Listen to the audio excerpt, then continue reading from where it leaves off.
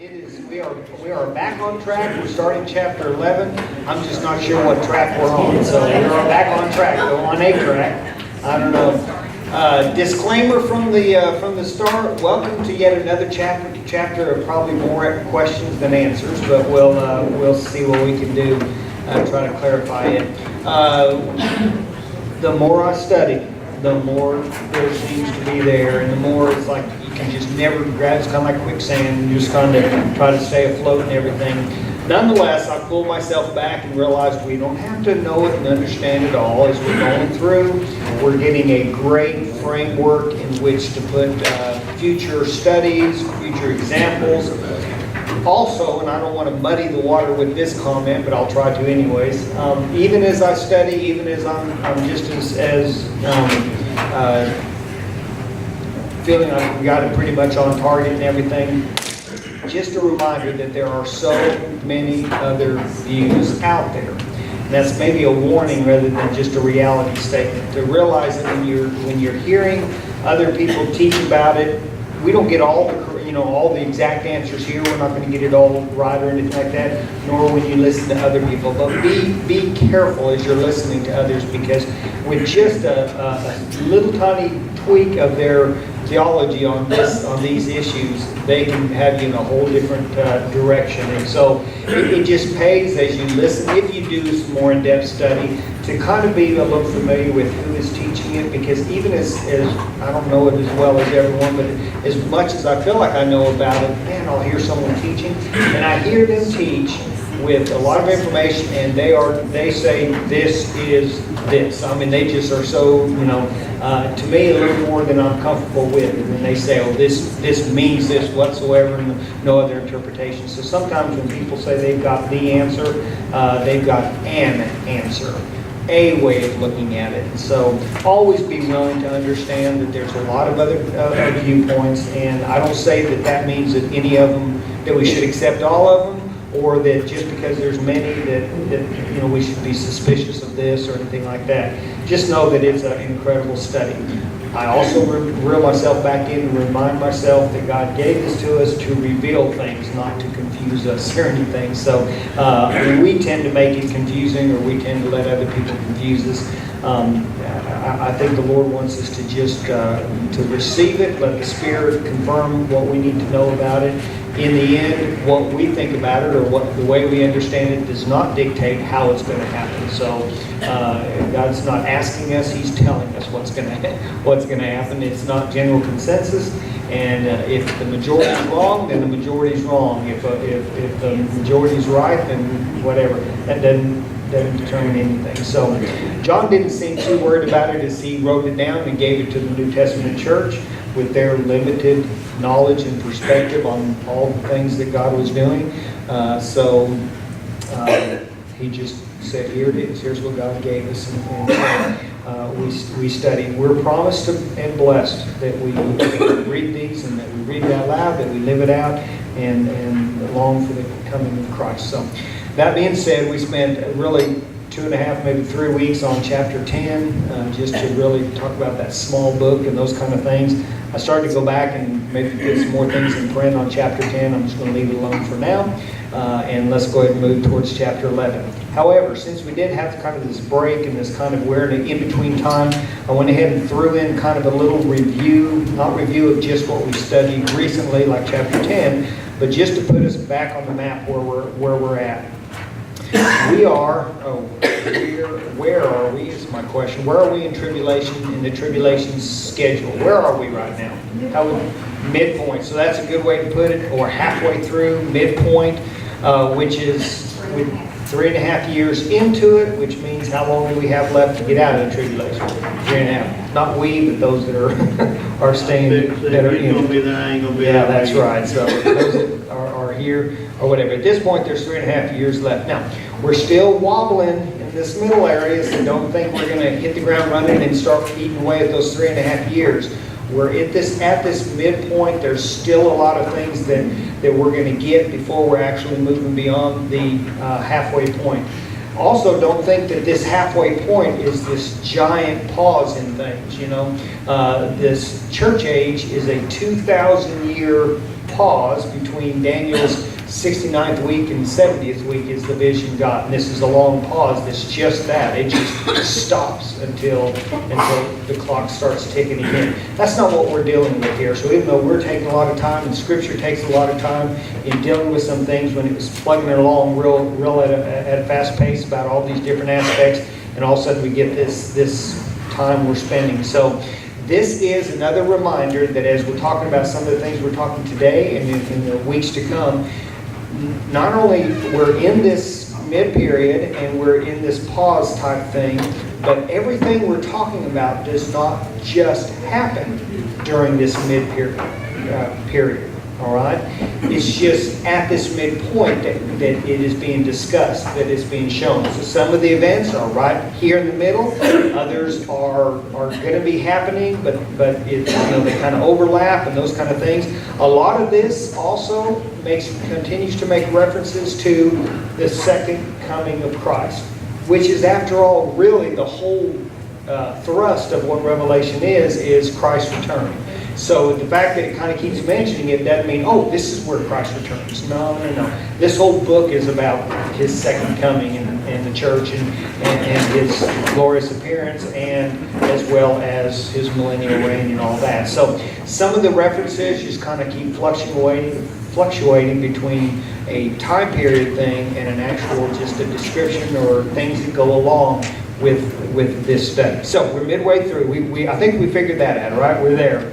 What has already taken place, the main thing to remember is the church has been raptured. Now that's going way back, but just to remind ourselves that if you talk about 3.5 years, that happened just 3.5 years ago from the point of what we're talking about now. So it's taken all this time since we studied chapter 2 and 3 to just work our way through the first 3.5 years.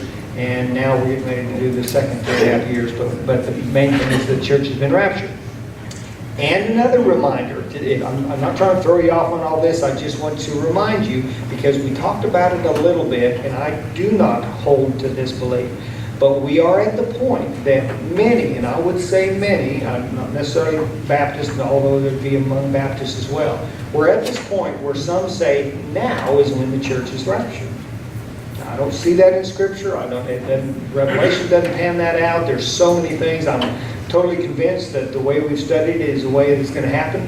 However, I'll say to their credit or whatever, if they're right, the mid-tribbers, that if they're right, then it changes a lot of what we've talked about. In fact, it changes it so much. It's not just at different points of when the church is raptured. To me, it scrambles it up so much I can't make sense of it.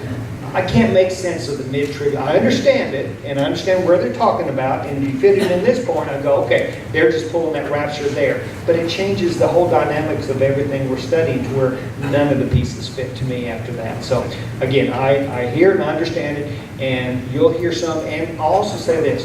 I'm saying a lot that I didn't plan to say, but in mid-tribulation and some of those other things, it's not that because they believe that and we're way different than that they don't have some of it right as well. So, they may be teaching one thing, they may be right spot on some of the things that they believe. But the basic bottom line, if you're that drastic or something, it changes a whole lot. That's why I don't teach all that, because I can't do it. I can't see it all that way, and so I don't even try. All right, so we're there. So the rapture's taking place 3.5 years ago. We're in the middle point. So far in this 3.5 years that we've studied already, the 7 seals have been opened. So that's chapter 6. And I want to kind of just refer back to our outline. You've got the outline in front of your books, but chapter 6 through the first part of chapter 8 was the 7 seals being broke open. Also in that description, right in the middle of that, of the seals being broken open, we had one of those pauses, which was the pause for the 144,000 that were sealed. Now, we're going to hear that number again, and it's almost going to sound like a repeat or almost like that description, but it's coming up in a little bit, not now. But chapter 7 is where we dealt with that. And then we, in the midst of that first 3.5 year period as well, we got the 7 trumpets, and we've had 6 of the 7 trumpets. So I put that the 7 trumpets have sounded, but we haven't yet sounded the 7th trumpet. Okay, I just put that in there because that goes through chapter 11. I wanted to kind of get the trumpets all together. So chapter 8, verse 6 through chapter 11 are the trumpets that are being sounded. In the midst of that, before that actual seventh trumpet was sounded, we have yet again these descriptions, these chapters that take us and cover some other areas, such as chapter 10 that had the little book, and chapter 11 we're studying tonight, that about the two witnesses and the sounding of the seventh trumpet. And guess what? And we're going to have another kind of a pause before we actually get to see what that seventh trumpet sounding becomes like. If you'll skip to the bottom of the page, that'll fill in the gap between what we're studying tonight and what is to come. We may finish chapter 11 tonight, but at least we'll get the bulk of it if we do some follow-up next week. But chapter 12, 13, and 14, those are some explanations. And so once again, a lot of material covered for some explanation that is that's given to us in this mid-tribulation period, but they're referred to things that are happening throughout the tribulation to come, and some things even as they are and stuff like that. So we lose a little bit of our timing to just say, okay, this is happening right now. So don't try to squeeze everything we're talking into 3.5 years, boom, and it all happens right here before anything else. These are pauses that include a lot of other stuff. Does that make sense? All right, thumbs up on that. All right. And then when we finally get past that and we start chapter 15, chapter 15 is what starts the 7 bowl judgments, which happened the second 3.5-year period. And that is really what the seventh trumpet is all about. So we're going to get to the seventh trumpet. It's going to sound, but we're not really going to see what the seventh trumpet does until we get several chapters down the road. So I wanted to give you that framework so that now as we kind of work our way through it, it's like, okay, now where are we? We're still in this period. Did that help? Okay, all right, we'll say it didn't. Okay, anyways, chapter 11. All right, chapter 11, verses 1 and 2. I'll let someone read that, and then we'll just, I just went in and did the verse by verse, and we'll just talk through some of these things and see if we can't come up with a whole lot more answers than the questions that we have answers. But who'd like to read 1 and 2? All right, Gene, 1 and 2. I was given a reed like a measuring rod and was told, go and measure the temple of God and the altar, and count the worshipers there, but exclude the outer court. Do not measure it, because it has been given to the Gentiles. They will trample on the holy city for 42 months. All right.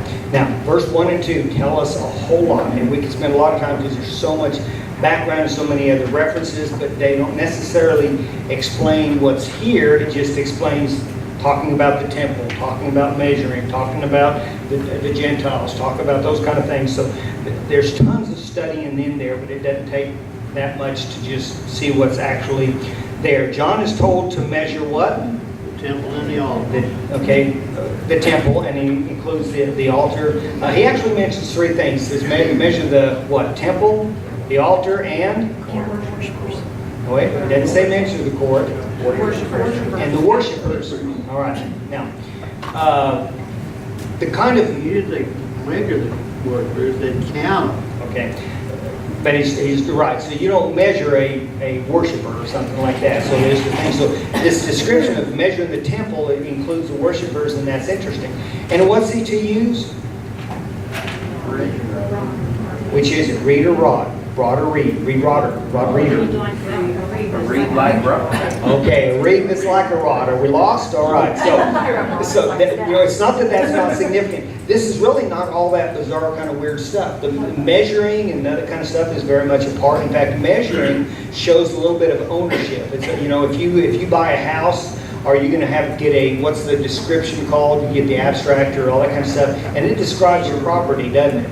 And it says it starts here and it ends there. In our yard, our street is all diagonal and weird, and so if you go direct east-west in our yard, it's at an angle from the road, and so in the middle of what I call my yard, and Sherry mows, I mow, whatever, is a fence post out in the middle of that. Well, what's that fence post there? It's a T-post.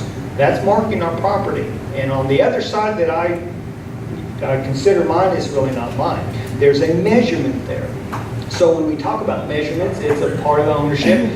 It used the word, well, let's deal with the rod and the reed real quick, okay? A reed is a measurement, and I forgot my visual, but anyways, I was going to have a yardstick. The best mind in my mind is a yardstick, all right, for a reed. It's an amount of measure. That with a bamboo stick. A bamboo stick, all right, so you've got this thing. It's something you would use to measure with, all right? They wouldn't have a yardstick or anything, but it's a certain amount. You go back, it's 22 inches or something. It's got exact measurements. That's not all that significant. It's just the idea that you are measuring and that there are measurements to this temple that's being measured. All right, so it's a measure, but it's a reed that's like a rod. What do you think of when you think of a rod? Aaron's rod. Yeah, so you've got fishing poles. They just went fishing. All right. So, yeah. So, but a rod. There's all kinds of references to rods, staffs, rods, all that kind of stuff. With the sheep and stuff, what is that rod used for? Okay, a little bit of discipline, correction, protection, all of it. It's used in that way for the sheep. The Bible also uses that reference of a chastening rod or something like that. There's a lot of references we can pin down that talk about that. Now we're talking about the worshipers, all right? Measuring or evaluating the worshipers or something. So that's where it gets into not just a measurement of yards and feet and inches and that kind of stuff, of the actual description of the temple, but it's what's going on in the temple. Now, Clifford had asked me beforehand, he said, okay, now, which temple are we going to be talking about? We're talking about the temple tonight. Which temple are we going to be talking about? Isn't there just one temple? Isn't there just the temple of God, Jerusalem? Well, is there one in heaven? Okay, we do have a temple in heaven, a reference to the temple in heaven, which the one on earth is resembled back, or is why is the description. In the Old Testament, did we just have one temple? Well, we had one temple site, or one temple that you just had one at a time, but there wasn't only one, right? There was whose temple? Herod's and Solomon's temple. So we have these. So when you say temple, you have to make sure you know what you're referring to. We also have the tabernacle, and when you get to the tabernacle, I know that was portable, but were there measurements there? Absolutely. Were the inner courts, outer courts, Holy of Holies? So there's a description when we talk about the tabernacle, same as when the temple was built. That was destroyed. Second temple built again. Still measurements, and it was different. And so the temple is there. There's also a temple in, what'd you say, Ezekiel? Ezekiel is talking about the future temple. The future temple, okay. When would the future temple be? Okay, there's a temple during the millennial reign of Christ. Not a temple to do sacrifices, but there's still the holy city, and there's still a temple and all that. There's future temple as well. Is the temple built right now? Okay, so there's no temple. So when John wrote this, was there a temple? No. Temple was already destroyed. It doesn't give reference to that, but I mean, in time-wise, when it was printed and all that kind of stuff, the temple. So even there, this is talking about a future temple. But there's a temple. Now, the temple that he's looking at, when is the time frame of this temple? Because where are we at? Mid-tribulation, all right? So, when the church is raptured, I'm just kind of working this time frame so we get plugged in. When do we have any indication that when the rapture occurs that there's already going to be a rebuilt temple? Is there any indication of that? No. Okay. So we're only talking about a 7-year span here, all right, in describing this temple that he is told to measure.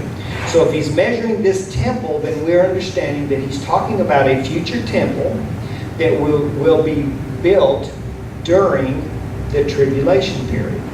And how long do you think that temple's going to last? Not very long. All right. Not like the others that lasted a long time and then was ultimately destroyed. Not like the future one that's going to be for the millennial reign and those kind of things. So this is a very simple, short-lived temple. And why build a temple? Why? What's that? Why does it get built?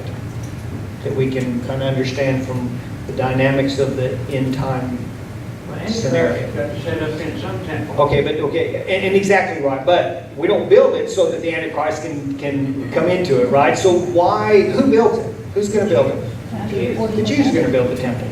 Why would they build the temple? To worship God, all right. Is that before or after they accept Christ as Messiah? Before. So remember that this temple that's going to be built will be built during the tribulation before they accept Christ. In our study, have they already accepted Christ as Messiah? Yes. Yes, we're midpoint. Remember, they've already had the 144,000 that have been sealed, right? And so there's already been these that have accepted Christ as Messiah. So but the temple was built before that, okay, with the purpose not to worship Jesus Christ as Messiah, but because Messiah has not come yet, and they want to reenact or redo the sacrificial system and all that kind of stuff. They want to re-implement all that kind of stuff. And they do.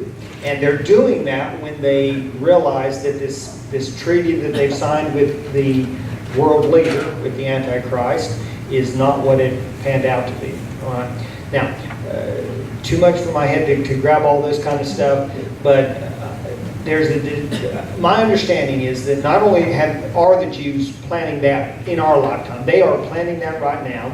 They have furnishings for the temple already to put in place. So all that is, if you could track it down and stuff, you could say, yeah, they're doing this. They're already training people for some of the jobs in the temple for whenever it does get rebuilt.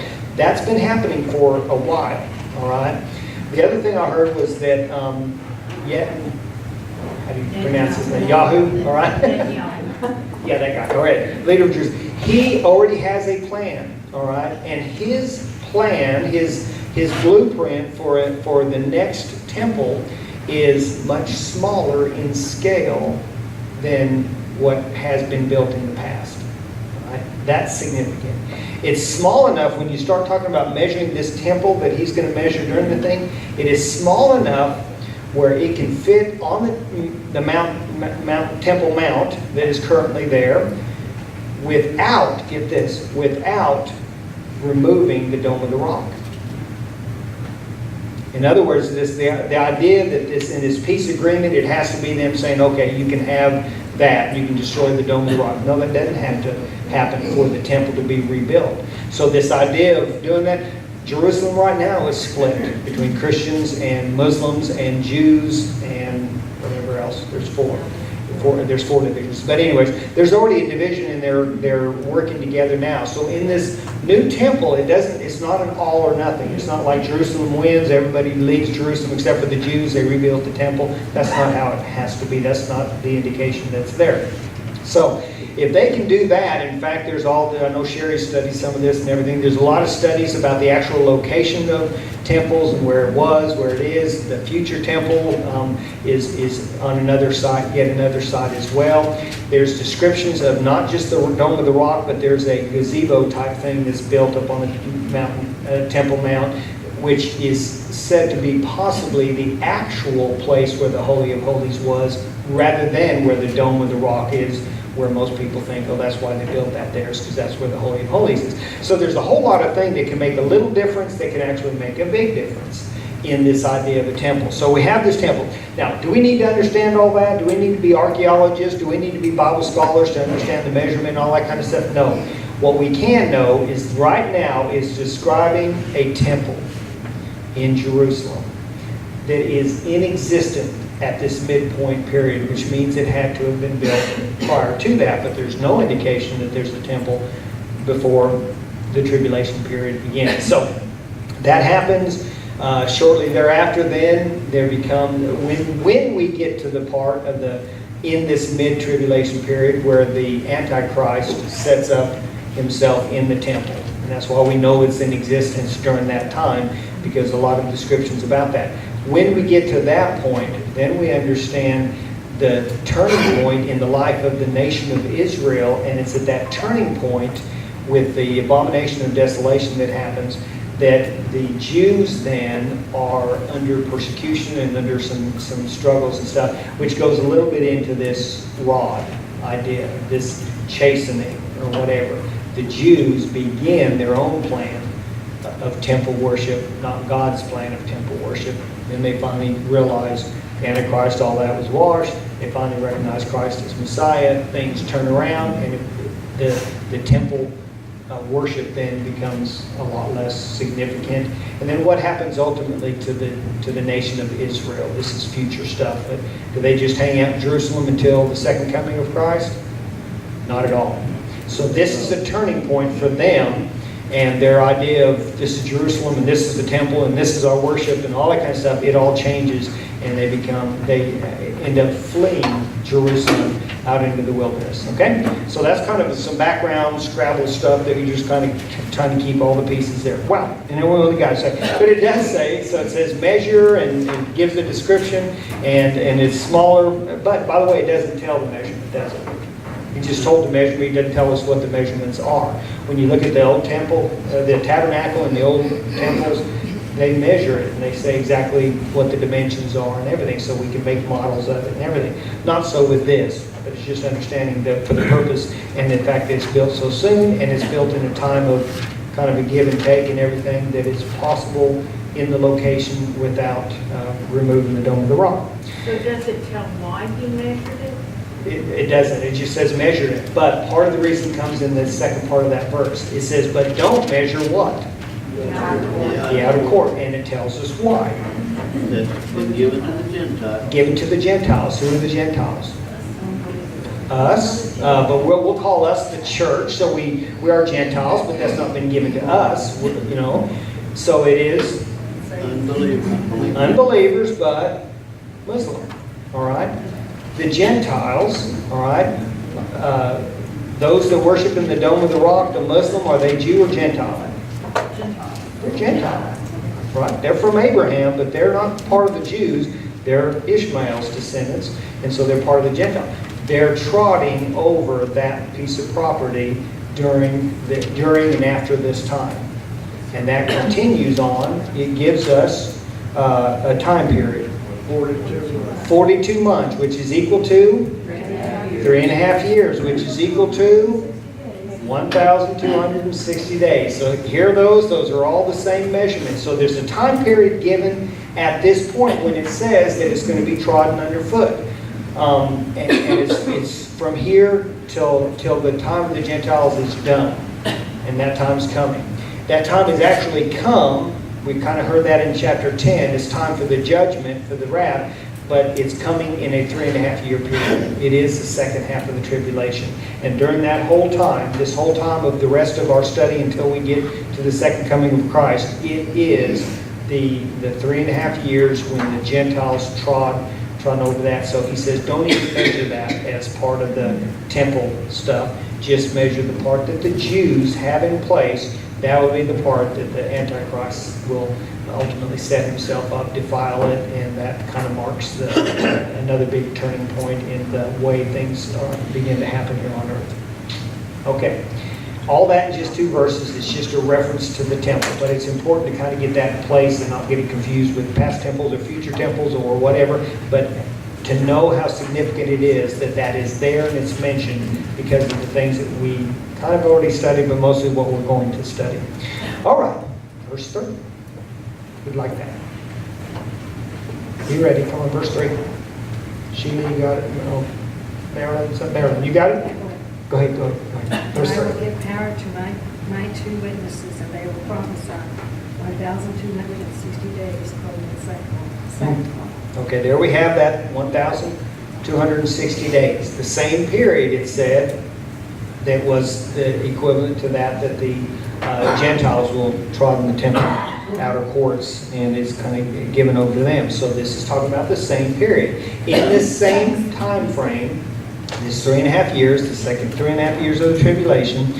Now here's a reference that I'll throw you off, all right, that I heard taught, and I thought, oh man, here we go again. All right, back to chapter 10 and the angel, all right. This is in the context of this angel speaking and everything like that, and he does say, we'll just leave it alone if it's okay with you. He says, I will give power to my 2 witnesses. We're witnesses for Christ, right? That's what we are. Jesus said, you'll be my witnesses in Jerusalem, Judea, Samaria, and the uttermost parts of the world. We're his witnesses. We're witnesses for Christ. And when he says my witnesses, it sounds like it's be Jesus saying my witnesses. I don't think we have to split the hair and go back and try to figure that out, whether that's whatever. But these are witnesses for Christ. all right? 2 witnesses. This is, man, this has been determined or argued and everything, and you'll find people that absolutely think they know who the 2 witnesses are, and they say it and everything. Can it be proven without a shadow of a doubt who these 2 witnesses are? No. No. Can it be proven? Can we take from Scripture that there are 2 witnesses? All right. All right. God's word. It's not a debate on whether there are 2 witnesses. It's not a debate really on what they do when they fit into the scheme or anything. But it does not mention the 2 witnesses. It just mentions his 2 witnesses. There's an awful lot of evidence on one witness. There is an awful lot of, yes, on one and a lot on the others, and there's a few that some really are determined. Let's just go ahead and I'll give you my thoughts where I fall, which is in the majority of it anyways. Those 2 witnesses are, what's that? That I can guess. You can guess. Moses And Elijah. and Elijah. Moses, so let's put that down and just start there, okay? So I'm not saying that without a shadow of a doubt, it has to be, there's no other interpretation, and if it is someone else, then it blows everything else out of the water and I have to back up. No, if it's whoever, if it's Jim, Bob, and Sally, it's still 2 witnesses, that's all we know, okay? Now, I think it is significant. I don't think it's not left vague. It's not saying it doesn't matter who they are. It does matter who they are. And the reasons for believing they are who they are matter as well. And so we'll say Moses and Elijah. One of the biggest reasons for that is they represent what? 2 main things of the Old Testament. The law and the prophets. Moses, okay. We go back as one of the big evidences of the thing is, and I wish I could do as good a job as what I've heard others do here, but we go back to the Mount of Transfiguration. All right?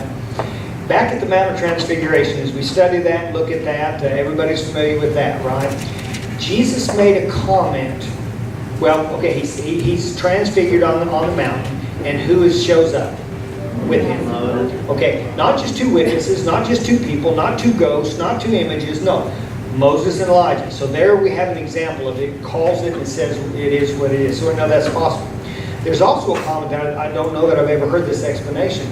Jesus, when he was talking to his disciples, a little bit like, I think it was a 6-day travel time to get to that mountain where he took who with him? Peter, James, and John, the 3, right? He took them up on the mountain. But it was a 6-day journey to get there from the time that he said, and I need to go back and make sure I'm right on this, but as I heard and understood it, it was a 6-day journey before when he said, when he was talking about end times and in his glory and the day of the Lord and those kind of things with his disciples, like he often did. He talked about what we're talking about, his return, even though we hadn't left yet. After the resurrection, he talked about it and all that kind of stuff as well. And in that, he said, there are some here that will not taste death until they see me in my glory, in my kingdom. And we can take that, and the way I've always heard it explained is, he's talking about in the day that these things all come about, there will be a generation that won't pass away, that will see him coming in his glory. Okay, that could be true as well. But talking to those disciples, some of which in the 12 disciples, or maybe 11 at that time, I have to go back, in his group of disciples, he said some of these, which he would be referring, if this is the way it's to be understood, some of these, Peter, James, and John, will not see death until they see me in my kingdom, my glorified kingdom. Then referring to the fact that they came and they saw Christ transfigured in the presence of Moses and Elijah in the context of seeing his future earthly kingdom. Okay, they put that together. So that's tying the Mount of Transfiguration and Moses and Elijah to what would happen some, let's say, 2,000 years down the road when he comes in his glory. Okay, so the references there that talk about that, which help us to believe it was Moses and Elijah. You said one of them is not disputed much at all, and that is Elijah. So the fact that Elijah is one of them is not nearly as disputed, even though there's other thoughts as well as Moses is. All right. So who's the other big one? Anybody? Probably several people know. Okay, Enoch would be the other that would say, no, it's Elijah and Enoch.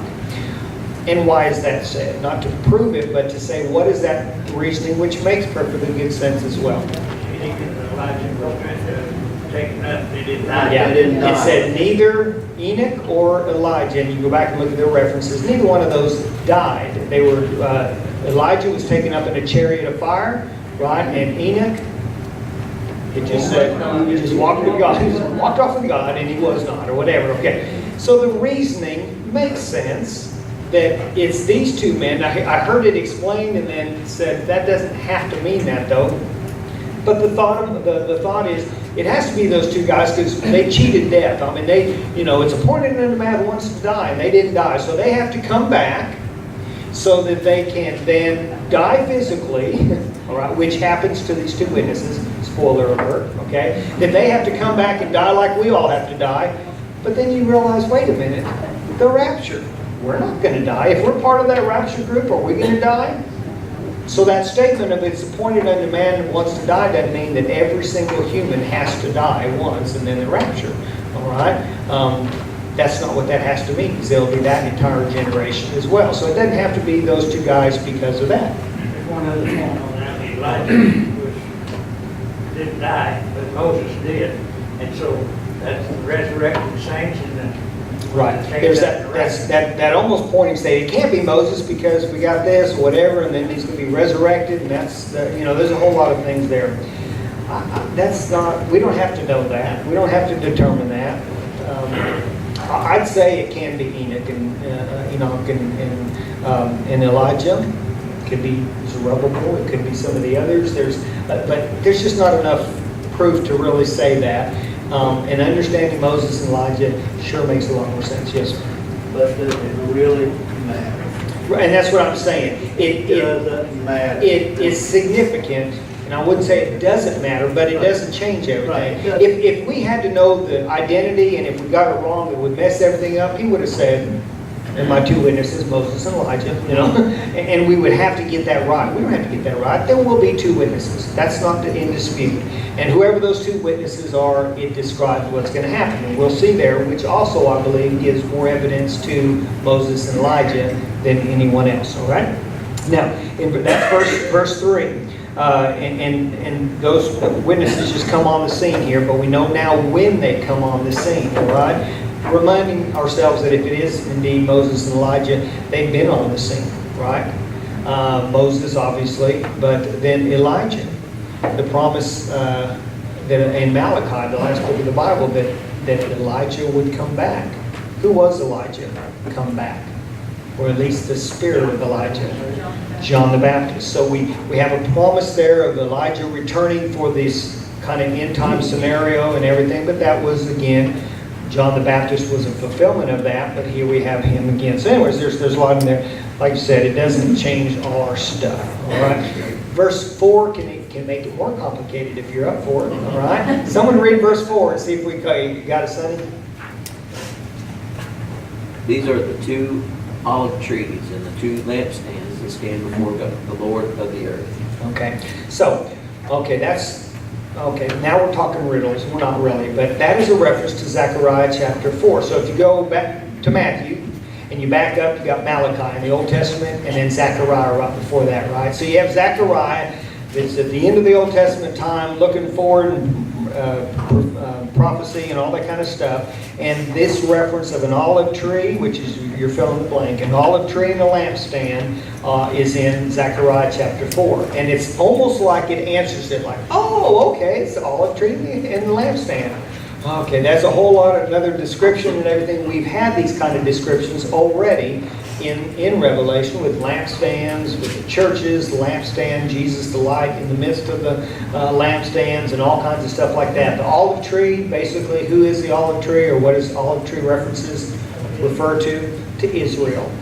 But this almost sounds like it's trying to describe it, and I've heard lots of explanations. I'm not even going to go there, all right? You can see the reference in Zechariah and kind of understand that, and it just, again, does remind us that this has been prophesied, and that it is a reference, and it all fits together, all the Old Testament prophecies as well with Christ's first coming and Christ's second coming, and it does all tie together, so you can't just throw out those references and say, oh, that's Old Testament or anything like that. It all fits together, so in God's understanding and terminology, you can study, you can get evidence once again.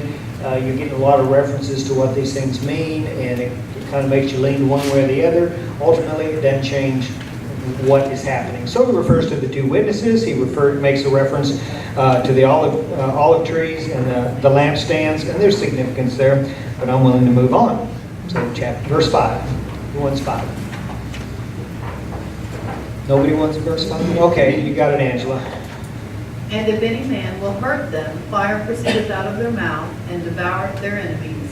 And if any man will hurt them, he must be in this manner be killed. Okay, so to answer the question there, I put there is what happens to people who want to harm the witnesses? They're going to die. All right, it's not going to be good. All right, and so these two witnesses are placed. They're protected. They're given power. Now, it kind of answers the question a few verses down, but why would it even bring up those that want to kill them? Why would anybody want to kill these witnesses?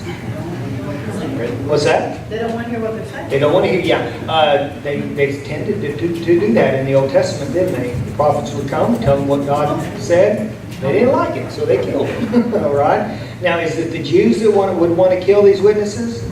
Yes. Sorry again, 50-50. You had a 50-50 chance. Was it the Jews that would it be the Jews that want to kill these witnesses? No. All right. It's the people of the earth. It's the Gentiles. Remember, at this point, the Jews are on board. All right? They're witnesses for Christ themselves. They're evangelists at this point. So those that would want to harm these are people outside the family. All right? And they want to kill these witnesses. We find out in a minute kind of why, what goes into that. But just the fact that it says there will be people that want them dead. Well, it's the people that were trampling on the city. Yeah, it'd be the people trampling the Gentiles that are trampling those that the judgment, this wrath is going to be poured out on. And so these are the beginning of that judgment and that wrath. Okay, verse 6. Sheila, Wanda, you got it? Or you have a question? You got verse 6? Okay, verse 6. These men have power to shut up the sky, so that it will not rain during the time they are prophesying. And they have power to turn the waters into blood, and to strike the earth with every kind of plague as often as they want. Okay, that ought to start sounding really familiar. Okay?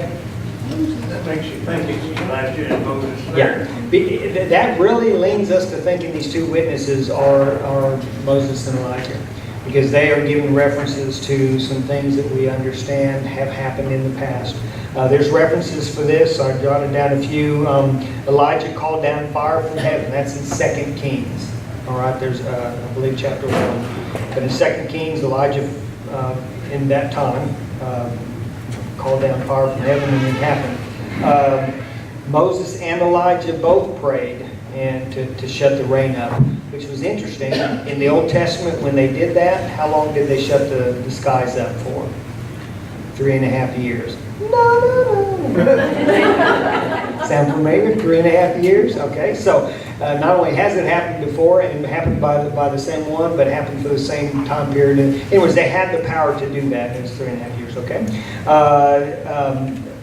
And that's in, by the way, the reference to that, if you want to write those things down and kind of go back and read them, is Old Testament that happened, but it's referred to in James 5:17. James 5:17, when it talks about them shutting up the rain.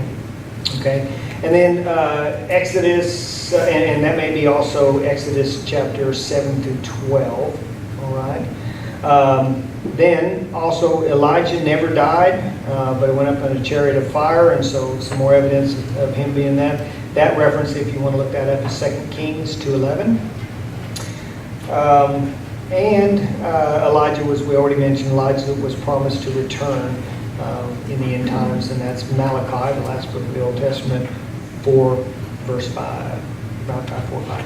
Anyways, Enoch didn't die. His reference is Genesis 5:24. So if you wanted to go do that, you can go and look at those references, and they're kind of kind of remind you of all those kind of things there. But anyways, so they have the power to do some things that have been done before. During the plagues, remember all the plagues, Moses in Egypt, all that's been done before, and these witnesses, turning the water into blood. We've seen that before, and not just in Egypt in that time, but other times as well. But these are things that have come along with God's judgment and God's wrath and those kind of things on a limited scale. Sherry? I was looking back in Zechariah again, because my question was, yeah, they can do this, but why would they want to? Okay. I mean, but then when you look back in Zechariah, and the reason that the witnesses and stuff did stuff then was because it said, this is the word of the Lord unto Zerubbabel, saying, not by might, not by power, but by my spirit, saith the Lord of hosts. Right. So it's an example, it's God saying again, I am, I'm in full charge here. Also that, and also remember, like in Egypt and stuff, that wrath and those plagues came upon people of the earth, the Egyptians, because of their treatment of God's people, of the Jews, right? And so we have that happening at this time frame as well. We're midpoint. The persecution of the Jews is now begun. He's already broke the covenant and the promises, and they're dying and all kinds of stuff like that, but it hadn't got to the critical point until now. When these two witnesses come on the scene, the persecution of the Jews is kicking in. And once again, it's a sign that God says, I can mess you up. I can kill you. If you come against my people, I can kill you. So these witnesses are witnesses for Christ, and the judgment that they're pouring out are on the Gentiles, on these people that are getting ready to see all of God's wrath as the seven trumpet blows and the bowl judgments come into play. All right, so we see just a short description of what they are capable and will be doing. Now can you get why people would want to kill them?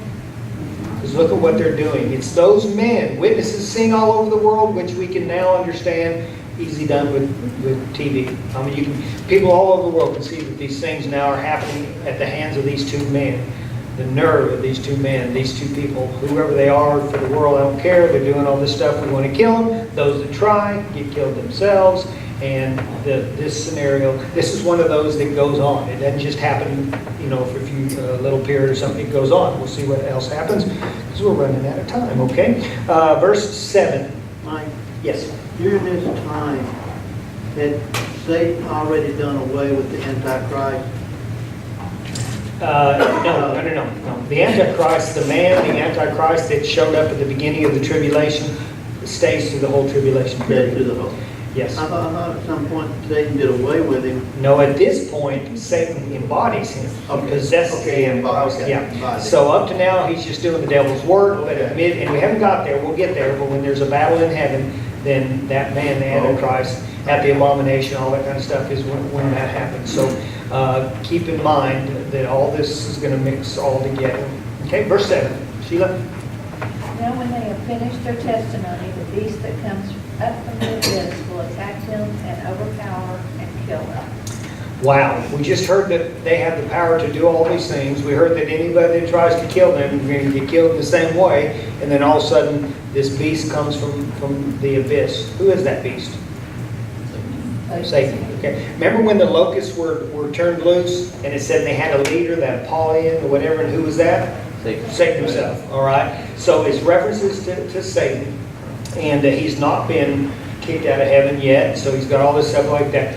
God allows him to come and do what no one else was able to do during this time and kill them. So that's what happens to them. They die at the hands of the devil. Not because he's stronger than God or because God failed or because they were weaker. No, it fits into God's plan and their witness, and you'll see why in just a minute. Now, it makes reference in chapter 8 to a city. Who wants to read verse 8?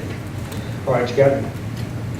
Their bodies will line the public square of the great city, which is figuratively called Sodom and Egypt, where also their Lord was crucified.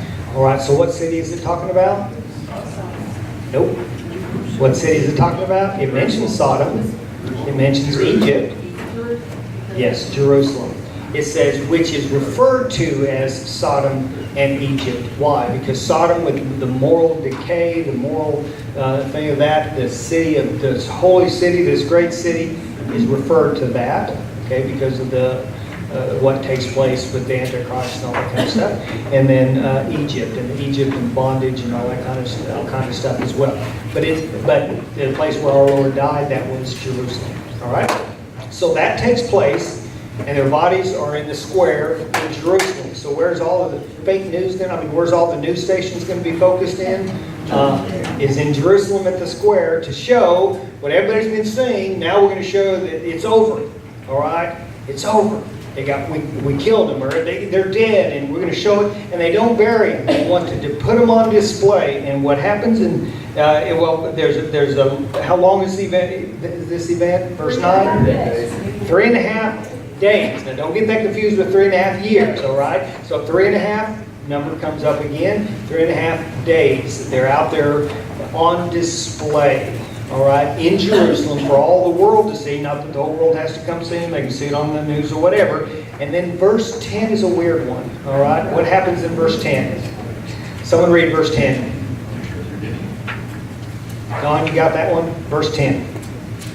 The inhabitants of the earth will float over the ocean and will celebrate by sending each other gifts, because these two prophets had tormented those who live on the earth. This is like an evil version of Christmas. I mean, in the midst of all this going, they're going to celebrate, and this is so great. Let's just give gifts and all that kind of, like, where did that come from? All right?